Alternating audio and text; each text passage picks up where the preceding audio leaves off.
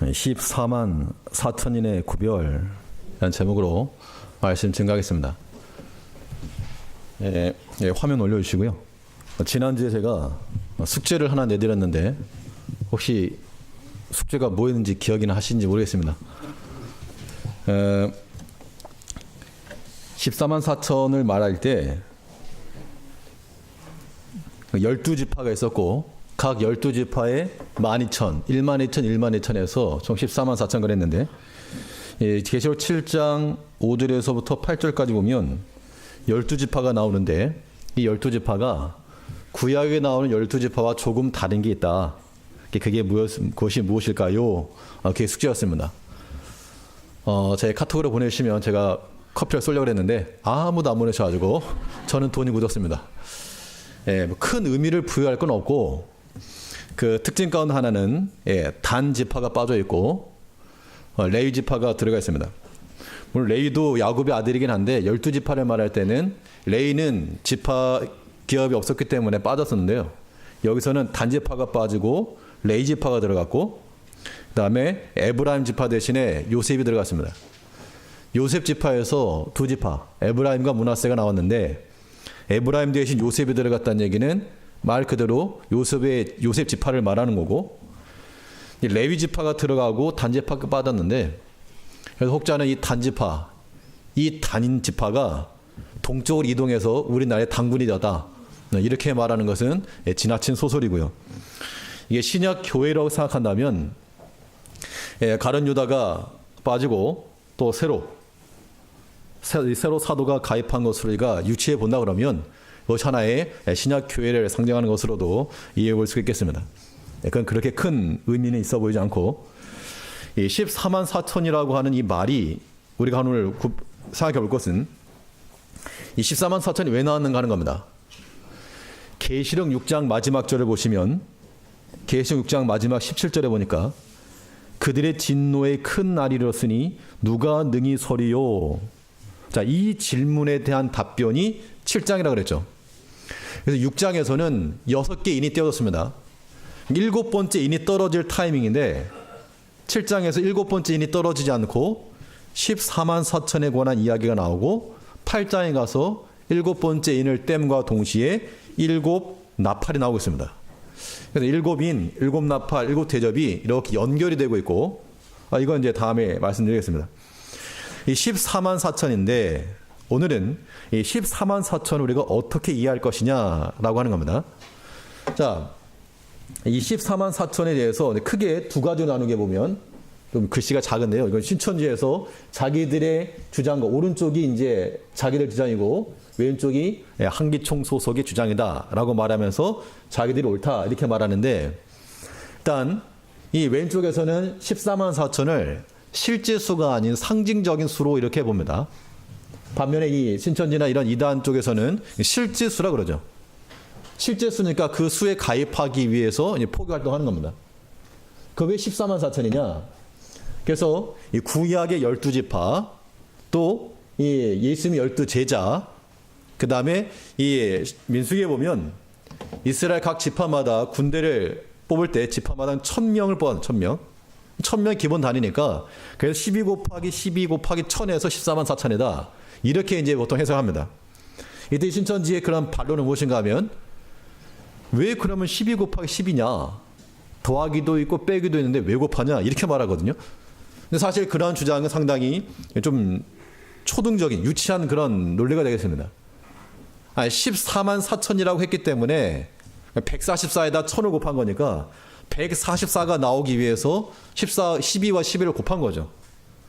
만일 2만 4천이라고 그랬으면 12와 11을 더했겠죠. 근데 왜 곱해야 되냐라고 말하는 것은 그대 주장은 뭐 논리성이 있어 보이지 않습니다. 자, 그러면 이 14만 4천이 상징 수이겠느냐 실제 수이겠느냐 이걸 한번 오늘 살펴보자는 겁니다.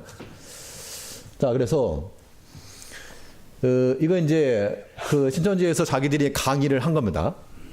이때 이제 글씨가 좀 작은데요. 이 왼쪽에 있는 번쩍번쩍 하신 분이 이제 예수님이라는 표시고 초림 때 씨를 뿌렸다. 그러니까 신천지의 논리는 똑같아요. 항상 초림 때 씨를 뿌렸고 재림 때 추수하는데 씨 뿌리는 분은 누구다? 예수님이다. 그럼 이 추수하는 이는 누구다? 예수님이 아니고? 그렇죠. 자기 일만 일을 가리키는 거죠. 그러니까 초림 때 씨 뿌린 이가 예수였고, 추수 때 바로 추수의 약속의 목자가 거둔다. 그 이제 자기네 교준이 약속의 목자라 부르거든요. 그때 처음 이제 추수하는 거니까 열매를 거두는 거죠. 그래서 이 열매를 가리켜서 알곡 신앙이라 부르는 겁니다. 그래서 각 처소마다 하나씩 뽑아가지고 14만 4천을 만들어가는 것이 저 사람의 주장인 거죠. 그러니까 이 사람들에게 14만 4천은 실제 수가 되는 겁니다. 자, 그래서 14만 4천을 만들기 위해서 이제 왼쪽에 이제 학사모 쓰고 있는 사각모 쓰고 있는 게 이제 그 수료한 사람들이에요. 그러니까 자기 신천지 과정을 수료한 사람들이 그 새 나라와 새 민족의 제사장 그래가지고 14만 4천이고 오른쪽에 흰 무리는 아무튼 이 사람들 이 관계를 설명 못 하거든요. 일단 오늘 본문에서 이 7장 4절에 14만 4천이 나오고 그 다음에 7장 9절에 보면 셀 수 없는 큰 무리가 나오는데 이 14만 4천과 이 흰 무리, 셀 수 없는 큰 무리, 이게 같은 거냐 다른 거냐 이거를 이제 살피는 거 중요한 겁니다. 당연히 이 사람들은 둘이 서로 다르다라고 보는 거죠. 그래서 14만 4천은 셀 수 있는 14만 4천이고 오른쪽은 셀 수 없는 그냥 큰 무리가 있다 이렇게 말하는 겁니다. 그래서 저 왼쪽에 사각모 쓰고 있는 저 사람들이 저렇게 수료를 받는 거예요. 이거 얼마 전에 아마 뉴스에서 보신 분도 있겠지만 밑에 작은 글씨로 이게 다데오 지파, 다데오 지파가 이번 수료식으로 수적으로 12,000을 달성했다 이렇게 선전하고 홍보한 겁니다. 이 다데오 지파가 어딘가 하면 이거 이제 자기들이 우리나라를 12구역으로 나눴습니다. 서울은 야고보, 마태, 여기 다디오, 여기 경상도 지역, 여기 경상도 지역. 이쪽이 다디오 지역인데, 그래서 앞에서 여기 이것도 청도에서, 중국 청도 말고, 이 소싸움하는 그 청도에서 열린 겁니다. 그래서 이 다디오 지파에서 아까 말한 것처럼 이 수료식을 통해서 12,000 달성했다. 박수치고 환영한 거죠. 자, 이거 이제 그 당시 그 자리에서 이제 한 겁니다. 우리는 추수를 했고, 새로운 12지파를 창조했다.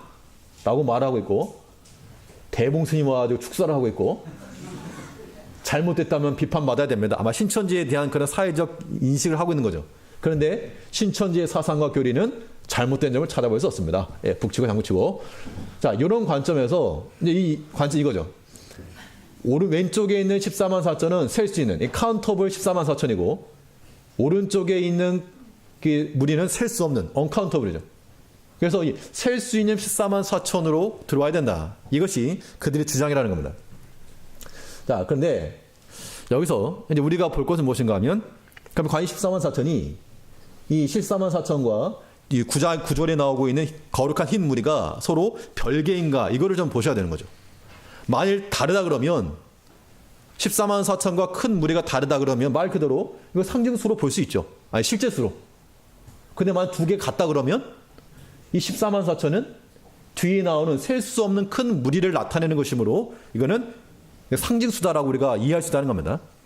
그러니까 12 곱하기 12에 곱하고 나누고 떠나서 이 셀 수 있는 14만 4천과 이 거룩한 무리가 같은지 다른지를 보는 것이 포인트가 되는 겁니다. 자, 계시록을 보면요.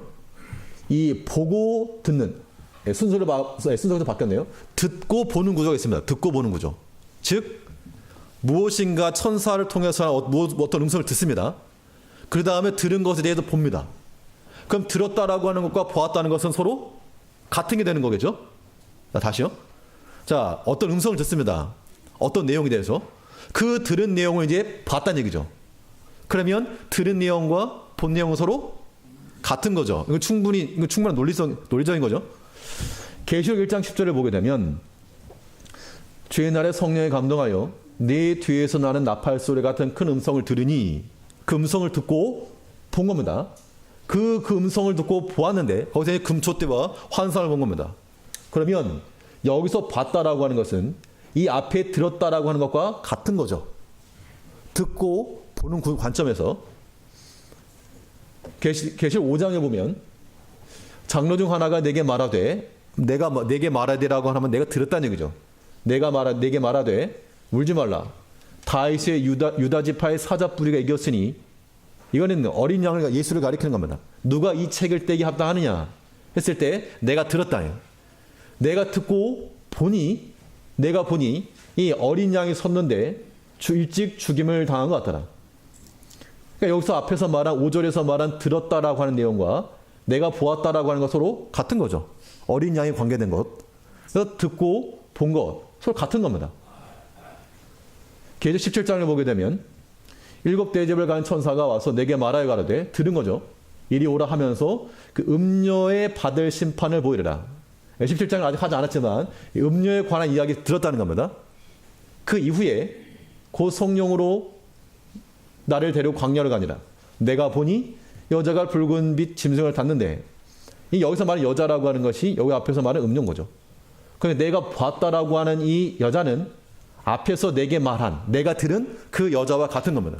같은 거죠. 자, 이거 21장에도 보면 똑같이 나옵니다. 이러한 맥락에서 우리가 오늘 본문을 살피게 되면 7장 4절을 보면 내가 입맞은 사의 수를 들으니 14만 4천이니 14만 4천에 관한 수를 들었는데 내가 보니 능히 셀 수 없는 큰 무리가 있더라. 자, 그러면 여기서 말한 내가 본 큰 무리, 능히 셀 수 없는 큰 무리라고 하는 것은 계시록에서 나오는 그 구조를 따라서 우리 이해하게 되면 바로 앞에서 나온 내가 들은 14만 4천과 다르다라고 말할 근거가 없는 겁니다. 그래서 결국 우리는 계시록 전반적인 그런 추론을 통해서 이 흰옷 입은 능히 셀 수 없는 큰 무리는, 이 사도 요한이 보았던 이 무리는 앞에서 들었던 14만 4천과 동일한 것으로 우리가 이해할 수 있는 겁니다. 물론 이제 성경상 이게 뭐 상징이냐 실제냐라고 하는 말이 없기 때문에 뭐 실제로 볼 사람은 실제로 보시고 상징으로 보면 상징으로 보겠지만, 그래 분명한 것은 우리는 성경에 나와 있는 그대로 보는 겁니다. 그래서 계시록에서 듣고 보는 이런 구조는 들은 것과 본 것이 서로 같은 겁니다. 같은 거예요. 그래서 결론을 말하면 이런 거죠. 14만 4천이라고 하는 것은 이 구절에 나오고 있는 셀 수 없는 큰 무리와 동일하게 보는 겁니다. 이것은 곧 뭐 상징적인 숫자로 봐야 되겠죠. 상징임과 동시에 구원받은 성도의 교회라고 우리가 보는 겁니다. 그래서 신천지에서는 뭐 이런 말 한다고 신천지가 저에게 편지를 보내고 그런 건 아닐 텐데, 아무튼 이 그들은 14만 4천을 실제 수로 보고 또 자기 안에 들어와야 된다. 그래서 각 지파마다 1만 2천 그러는데, 사실 그 당시 12지파는 그 이스라엘 12지파는 없어졌죠. 사실은 유다 지파 말고는 다 이미 멸망하였고 없어졌고, 그래서 우리가 이것을 어떤 실제 수가 아닌 상징수로 보는 것이 더 타당성이다라고 하는 것까지 이렇게 보시겠습니다. 그래서 이 14만 4천에 대해서 계시록 7장 4절에 나오는 이 14만 4천은 9절에 나오는 능히 셀 수 없는 큰 무리가 흰 옷을 입고 있는 이들과 동일시 보는 겁니다. 또 그렇게 볼 수 있는 근거는 우리 6장 17절 마지막을 보시면요. 그들의 진노의 큰 날이라 쓰니 누가 능히 서리요? 누가 능히 서겠는가? 라고 하는 질문에 대한 직접적인 답변으로 우리 7장 9절을 보니까 이 일 후에 내가 보니 각 나라와 족속과 백성과 방언에서 아무라도 능히 셀 수 없는 큰 무리가 흰 옷을 입고 손에 종려가지를 들고 보좌 앞과 어린 양 앞에 서서, 누가 서류했는데 이들이 섰다는 겁니다. 내가 들은 14만 4천 셀 수 없는 큰 무리가 서서 하나님을 찬송하는 소리를 들었다는 겁니다. 이 어린 양의 진노를 견디는, 앞에서 6개의 재앙이 쏟아지면서 이 땅을 해함을 허락받은 그 천사들이 이 땅에 모든 재앙을 쏟아붓는데, 그 가운데서 어린 양의 진노를 견딜 수 있는 14만 4천인들이 서더라, 그 얘기입니다. 바로 우리가 바로 그 가운데 포함되어 있는 것이죠. 그럼 이제 우리 관점은 14만 4천이 무엇이냐라고 하는 것에 우리 초점이 맞춰지 않고, 도대체 이들은 어떠한 자들인가? 이 어린 양의 진노를 견디는 14만 4천인이라고 하는 것은 어떠한 특징과 어떠한 삶을 살아가는 자들인가? 라고 하는 것이죠. 오늘 본 말씀에서 이 14만 4천인들이 살아가는 삶의 방식에 대해서 우리 몇 가지 살펴보겠습니다. 첫째는 우리가 하나님의 구원하심을 받고 어린 양의 진노를 견디는 14만 4천인들로 산다는 것은 하나님의 보좌 앞으로 집결하는 자들이라는 겁니다. 이 14만 4천은 숫자로 14만 4천도 땡이 아니고, 그들은 하나님의 보좌 앞으로 모여들고 그 보좌 앞으로 집결하는 자들이다 라고 하는 것을 우리가 말하고 있습니다. 9절에 다시 보시면 이 일후에 내가 보니 각 나라와 족속과 방언에서 아무라도 셀 수 없는 큰 무리가 흰 옷을 입고 손에 종려가지를 들고 보좌 앞과 어린 양 앞에 서서 그 수많은 백성들이 구원 얻은 그런 14만 4천인들이 하나님의 보좌 앞과 어린 양 앞에 서 있다라고 지금 말하고 있습니다. 주를 믿지 아니한 자들은 하나님의 진노가 쏟아질 때 산하 나를 가리워라 굴과 바위 틈에 숨으면서 숨게 봐봤는데 하나님께로부터 빼내심을 받고 구원하심을 받은 이들은 영적인 본성에 의해서 하나님의 보좌 앞으로 지금 모여들고 있다는 겁니다. 이것이 우리로 하여금 구별하는 삶인 겁니다. 에베소에 보면 우리는 본질상 무슨 자녀라 그랬습니까? 본질상 우리는 진노의 자녀들이었으나 그래서 하나님의 심판을 피할 수가 없었는데 어린 양 예수께서 피 흘리심으로 우리를 구속하시고 우리의 본성을 완전히 바꿔놨다는 겁니다. 그래서 이제 우리의 본성은 하나님을 떠날 수가 없고 하나님 앞으로 하나님께로 끌려가는 것이죠. 물론 이 자리에 계신 분들 가운데 나 억지로 내 교회 나왔다, 내가 바지 못해 나왔다, 아니면 엄마가 나가라니까 나왔다, 뭐 그런 사람도 없지 않아 있겠으나 우리가 개인적인 신앙을 가지고 나온 거죠. 하나님의 보좌 앞으로 주께로 우리가 자원하는 마음으로 나온 겁니다. 14만 4천 하나님의 구원하심을 받은 빼내심을 받은 백성들은 하나님의 그 은혜의 보좌 앞에 담대히 나가야 한다는 겁니다. 피할 것이 아니고 나가는 거죠. 하나님의 그 보좌를 거절하거나 어린 양 앞에 나가지 않는 것, 이거는 구원함을 받는 백성이라고 말할 수 없는 거죠. 이 땅에 있는 흩어져 있는 백성들이 여호와 니시의 깃발을 들고 여호와의 깃발을 들고 하나님의 보좌 앞으로 집결해 나가는 모습, 그런 것들 우리가 좀 상상해 보면 참 이거 웅장한 거. 전 세계적으로 모든 주를 믿는 백성들이 주의 보좌 앞으로 다 모일 때 나도 그 대열 가운데 포함되어서 하나님의 보좌 앞으로 어린 양 앞으로 서 나가는, 그러므로 우리의 영적인 본성에 의해서 하나님 앞으로 나아가는 이들이 14만 4천인들의 모습인 겁니다. 그러니까 반대로 육체의 본성을 따르는 자들은 하나님으로부터 멀어지는 겁니다. 아담과 하와가 죄를 범한 후에 하나님의 음성을 듣고 낯을 가리고 피하여 숨었다 그랬습니다. 오늘 우리도 마찬가지입니다. 그 누구라도 우리가 범죄하게 되면, 육체의 욕심을 따라가게 되면 이게 숨을 수밖에 없습니다. 본성이 그러죠. 본성이. 어둠이 빛에 근접할 수 없는 것 같이 우리가 마음속에 죄를 품고 있으면, 악이 있으면 빛 가운데 나갈 수가 없습니다. 그러나 하나님의 은혜의 보좌 앞에 빛 대신 주의 그 말씀을 따라 은혜의 보좌 앞에 나아감으로 영적인 소욕을 따라, 성령의 소욕을 따라 주 앞에 나가는 것, 이것이 하나님 앞에서 구원함을 받은 우리 14만 4천 우리들의 모습이 되는 겁니다. 하나님께서 호각을 불 때마다 하나님의 보좌 앞으로 집결해 나갈 수 있는, 이것도 마찬가지. 우리 이 시간도 예배 시간도 하나님의 보좌 앞으로 집결했다, 하나 앞으로 모였다라고 하는 그런 마음을 가지고 매 예배 시간마다 하나님 앞에 항상 모여서 그 은혜의 보좌 앞에서 쏟아지는 그의 은혜를 만족하는 우리가 되어야 되겠습니다. 둘째로 이 14만 4천은 어떠한 삶을 사는 자들인가? 둘째는 환란을 뚫고 나오는 자들이라고 했습니다. 이 땅에 수많은 재앙들이 쏟아지는 이때에 많은 재앙이 있고 재난이 있고 고난이 있을지라도 그 큰 환란을 뚫고 나오는 자들이 빼내심을 입은 14만 4천이요 이 흰 무리들이라고 하는 겁니다. 사도 요한이 이 환상을 본 후에 물어봤습니다. 도대체 누굽니까? 이거에 대해서 이제 장로 중 하나가 물어봤다 그랬는데, 우리 13절을 보니까 13절 앞에 있는 이런 찬송에 대한 응답으로 13절에 장로 중에 하나가 응답하여 내게 이르되 이 흰옷 입은 자들이 누구며 또 어디서 왔느뇨? 내가 가로되 내 주여 당신이 알리이다 하니 그가 나더러 이르되 이는 큰 환란에서 나오는 자들인데, 자, 그들이 도대체 누구냐?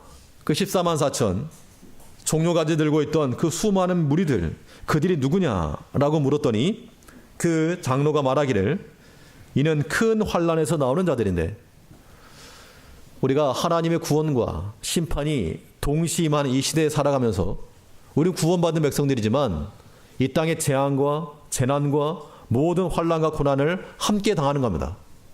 당할지라도 그 환난에 판묻히지 않고 뚫고 나오는 자들이 바로 하나님의 구별함을 받은 거룩한 백성들 되는 겁니다.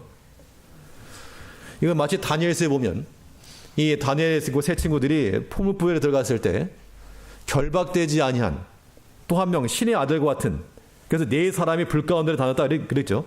그 다음에 불에서부터 상하지 않고 나온 겁니다.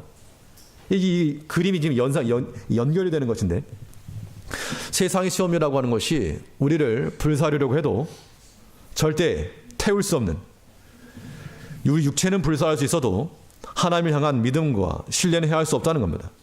이것이 예수의 피로 살아난 자들의 생명력 되는 겁니다.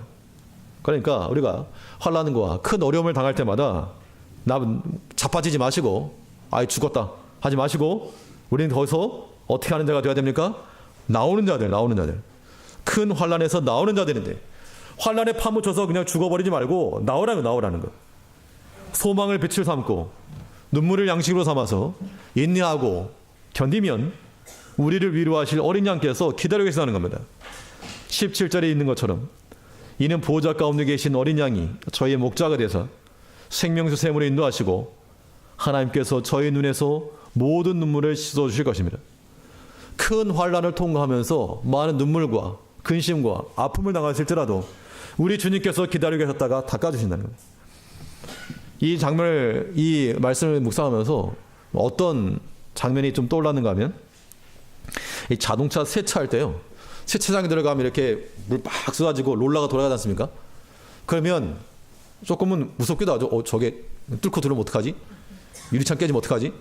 그런데 그 롤러가 막 돌아가면 그 자체는, 이 자동차는 아프겠죠. 여기도 닦이고 여기 닦이니까. 근데 지나고 나면 수건 들고 또 닦아주려고 기다리고 있는 겁니다. 그러니까 우리가 큰 환난을 당할 때 그냥 마치 그냥 우리 영혼에 세차한다고 생각하시고, 이쪽도 닦고 오른쪽 닦고 왼쪽 닦고, 그러면 반드시 우리 주님께서, 우리를 더 눈물을 닦아주실 주님께서 우리를 기다리고 계신다는 겁니다. 우리 모든 더러운 것과 약한 것과 부족한 것을 다 제거하고 깨끗하게 하기 위해서 환난 주시는 겁니다. 모든 연단의 수단으로서 사용하신 하나님이기 때문에, 그럼 우리는 어떤 형편을 당할지라도, 어떤 시험을 당하더라도 하나님 앞에서 담대한 마음 가져야 되겠습니다. 왜요? 그 시험을 주관하신 이가 하나님이시고, 그 시험과 환난과 고통을 통해서 우리를 유익하게 하실 하나님이며, 또 우리로 하여금 더 정결하고 깨끗하게 나올 수 있기 때문에, 얼마나 기도를 안 하면 이 고난을 통해 아주 기도하게끔 만드시는 거예요. 고난이 가운데 우리가 기도하게 되면 하나님께서 이제 오느냐, 이제야. 그렇게라도 우리로 하여금 기도하게 만들고 낮아지게 만들고 겸손하게 만드시는 그 하나님의 마음을 우리가 좀 알아야 되겠습니다. 그래서 우리 가운데서 환난이 없는 사람이 없고 고난 없는 사람이 없는데, 그런 일을 당할 때마다 그냥 있지 말고 하나님의 구별하심을 받은 14만 4천은 어떻게 한다고요? 환난에서 나오는 자들입니다. 뚫고 나와서 하나님께서 우리를 위로하실 것과 우리 모든 눈물을 씻어줄 것을 믿고 모든 환난을 뚫고 나올 수 있는 믿음의 백성들 되어야 되겠습니다. 마지막으로 이 어린 양의 진노를 14만 4천 어떤 삶을 사는 자들인가? 어린 양의 피로써 죄 씻음 받은 자들입니다. 죄의 문제가 해결되는 거예요. 죄의 문제가. 죄 용서 받았다라고 하는, 죄 용서함을 받으면 어떤 마음이 들까요? 가장 첫 번째로, 죄를 안 져보셔서 모르겠지만 죄를 지면요, 사람이 그 죄책감이라는 게 있습니다. 그 죄책감, 내가 이 죄를 졌다, 상당히 무겁거든요. 근데 그 죄의 용서를 받았다는 얘기는 완전 자유면 자유. 내 용서받았다. 그러면 홀가분하다는 거죠. 우리가 죄 용서받았다라고 하는 그 말은 바꿔 말하면 우리 마음이 무겁지 않고 가벼운 겁니다. 하나 앞에서 마치 뛸 듯한 기쁨. 자, 이런 걸 우리가 회복해야 되는 겁니다. 우리가 다들 엉덩이가 무거워가지고 주님께서 좀 뛰어라 그래도 안 뛰는데, 죄 용서받은 우리 영혼은 마치 뛸 듯이 기뻐한다는 겁니다. 이것이 하나 앞에서 빼내심을 받고 구원하심을 받은 14만 4천인들의 마음인 거죠. 그 뛸 듯한 마음에서부터 주를 향한 찬송이 쏟아져 나온다는 겁니다. 10절부터 보시면, 그 14만 사촌들이 모여서 무엇을 했는가? 10절에 보니까 큰 소리를 외쳐 가로되 구원하심이 보좌에 앉으신 우리 하나님과 어린 양이겠도다 하니 모든 천사가 보좌와 장로들과 네 생물들 주위에 섰다가 보좌 앞에 엎드려 얼굴을 대고 하나님께 경배하여 가로되 아멘. 찬송과 영광과 지혜와 감사와 존귀와 능력과 힘이 우리 하나님께 세세토록 있을지어다. 아멘 하더라. 하나님의 빼내심의 백성들이 그 구원받은 그 기쁨과 즐거움으로 뛸 듯한 그런 영적 가벼움을 가지고 하나님 앞에 노래했다는 겁니다. 이것이 14만 4천인들의 노래요, 기도의 내용인 겁니다. 우리는 구원받은 백성들이라 말하면서 도대체 무엇을 기도하고 무엇을 노래하고 있는가? 땅에 거 없어질 거, 영원토록 잘 먹고 잘 살 거, 우리 여기에 우리 관점이 있는 것이 아니고 땅에 있는 건 다 없어진다고 그랬으니까 최소한의 것만 놓고 우리 영혼이 그 어린 양의 피로써 깨끗해 되었다라고 하는 그 죄 용서함 받은 그런 가벼움과 즐거움, 우리가요 영적인 중성 상태를 추구하는 바가 아니라는 겁니다. 죄 용서를 받았다는 것이 지우개를 지워가지고 깨끗한 상태로 된 게 다가 아니고 우리는 그 백지 상태에서 그리스도의 의로 더 채워나가야 됩니다. 아담이 창조되었을 때 죄인으로 창조되지 않았습니다. 그러나 그의 중립적 상태가 죄로 넘어가죠. 우리 마음이 그리스도의 의로 채워지지 않으면 오염되기 쉽다는 겁니다. 그러므로 우리 영혼이 주 앞에서 용서함 받은 것과 깨끗함 받았다는 그 마음을 가지고 멀리서 이 구경꾼의 자세로 관망할 것이 아니라 적극적으로 뛰어들어서 그 나라를 위해서 우리도 일비지역을 감당하는 한 몫을 감당할 수 있는 거룩한 무리의 일부가 되어야 한다는 겁니다. 14만 4천이라 그랬지만 이 무리 가운데 나도 포함되는 겁니다. 우리가 포함되어서 하나님의 은혜의 보좌 앞으로 집결을 하며 어떠한 환란이 올지라도 그 환란 속에 파묻히는 것이 아니라 환란은 뚫고 나가 그 죄 용서받고 하나님으로부터 용서를 받은 그런 기쁜 마음을 가지고 우리 입에서 언제나 찬송과 감사와 하나님을 향한 그러한 신앙 고백들이 넘쳐나야 한다는 겁니다. 우리 12절, 우리 11절 한번 같이 읽어보겠습니다. 이 12절이 우리가 고백해야 될 기도요, 노래요, 찬송의 실체입니다. 우리 11절 한번 다 같이 읽겠습니다. 시작. 가로되 아멘. 찬송과 영광과 지혜와 감사와 존귀와 능력과 힘이 우리 하나님께 세세토록 있을지어다. 아멘. 이 하나님을 우리가 발견하고 이 하나님에 대한 신앙 고백으로 살아가는 우리 모두가 되어야 될 줄 압니다. 기도하겠습니다. 우리 영원전부터 사랑해 주시고 예수 그리스도의 그 보혈 안에서 우리